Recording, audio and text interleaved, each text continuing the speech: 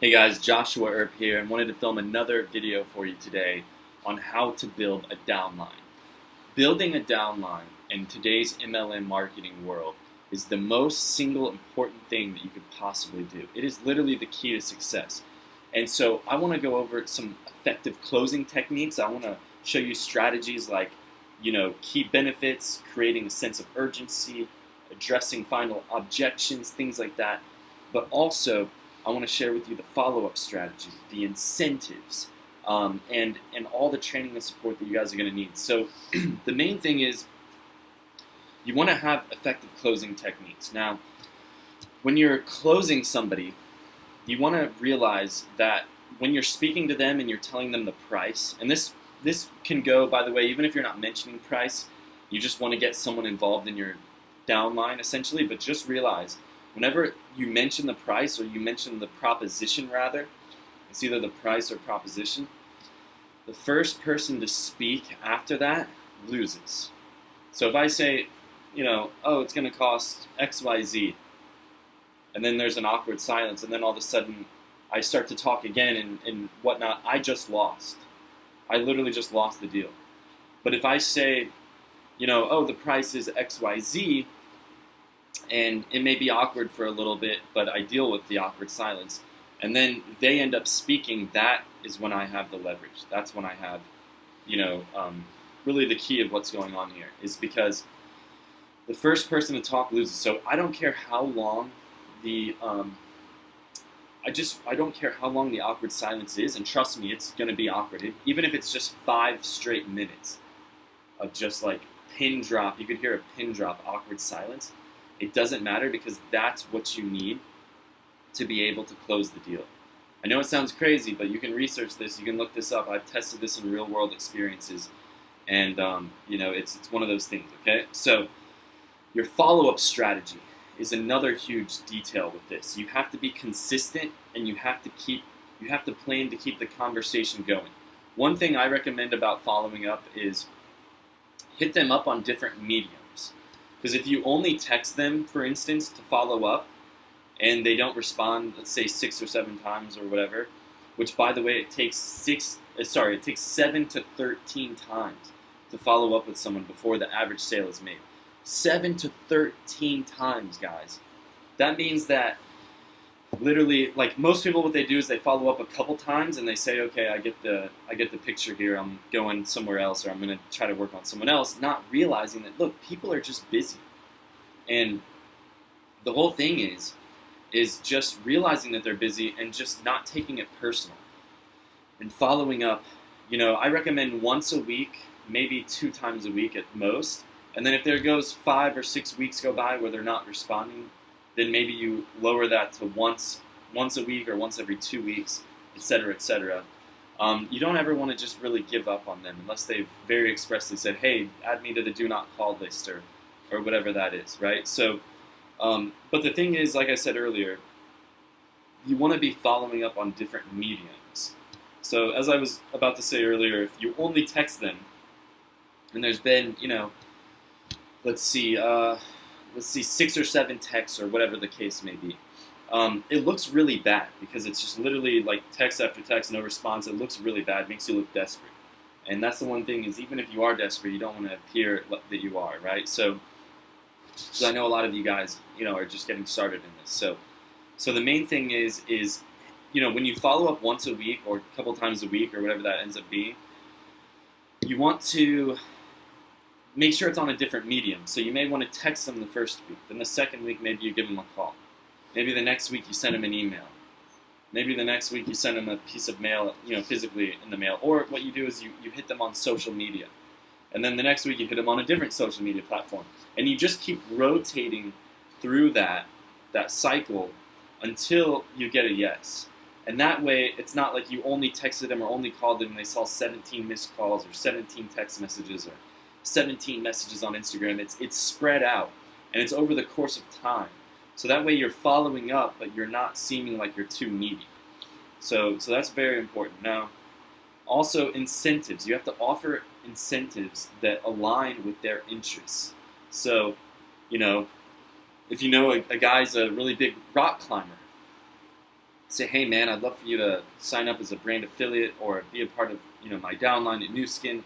They've created more millionaires than any other company in the world as far as MLM goes, and they've been around XYZ. You can give them the whole spiel, right? But realize what their interests are, their incentives, and play to those. So say, hey, look, if you come and join my downline right now, I'm going to give you, or I'm going to take you rock climbing, next weekend. Or basically after they close those 3 deals, you can say, I'm going to take you rock climbing. Or if they're a stay-at-home mom, maybe you could help with the groceries, or you could help with buying their kids a toy, or whatever the case is. I'm just giving you random examples. But the whole point is offering incentives. People are way more likely to do something with or for you if there's a proper incentive, not just random. You have to know this person, you have to know what they like, okay? Now, another thing is training and support. A lot of you guys, need to start providing more comprehensive training and support. For your downline to ensure success. And if you don't know how to do something, bring in experts. So if you're just a novice at marketing yourself and you're involved in this type of business, bring in experts. Go to the New Skin community. Go to other communities. Reach out via email. Bring them all together and have a Zoom meeting with your downline once a week or once a month, and bring someone special in to talk about their experiences. And even if they're not a big wig and they've had a lot of success, maybe they've just had a little success, but bring them in so that the other people in your group can hear from them and see what it was like when real people went through this and what the real results are. So, the other thing too is the way you can really build your downline is showcasing the success stories. Being able to say, like I said, Bobby went from XYZ to now he's over here, or even holding regular training sessions where you're literally training them. And even if you don't know how to do something, maybe you could have, instead of training sessions, you can have learning sessions. That's another thing you can do, where you guys hop on Zoom and maybe you guys watch a video or go through an exercise together. You want to create a supportive community. That's the other thing. And you want to personalize mentorship. So if there's certain people that are doing especially incredibly well, you want to focus more on those people on your downline. Okay? So you want to help winners win more instead of trying to help losers win. It's a very big difference I made personally in my business, and it's done extremely well. You want to have recognition for your team. You want to have rewards for your team. Let's see what else. You want to have, you want to be able to leverage digital tools. So if you have, a certain marketing tool or a certain AI tool, you want to go ahead and do that. But you also want to set clear expectations, and you want to encourage networking. That's why they call it network marketing. Your network is your net worth, as long as you know how to use it correctly. So you want to motivate your downline to constantly go to industry events, build their connections. You want to encourage them to get out of their shell. It's life. A lot of people are shy, or they're unsure of themselves. You have to be absolutely certain in this life. It is not a dress rehearsal. And, you only get one shot a lot of times at certain opportunities in life. So, when you have those certain windows of opportunity, you want to work twice as hard when you're in those opportunity windows, because you don't know when they're going to come back again. You want to offer creative and constructive feedback to your downline. You want to, basically give them the right, what's the word I'm looking for? You want to give them the right education. You want to make sure that they're not just going out there selling New Skin or whatever the case is. You want to make sure they're educated on the product. Because if they're not educated on the product, when they're out there selling for you or getting more brand affiliates, if someone asks them a question, they're going to drop the ball. They're not going to know what to do.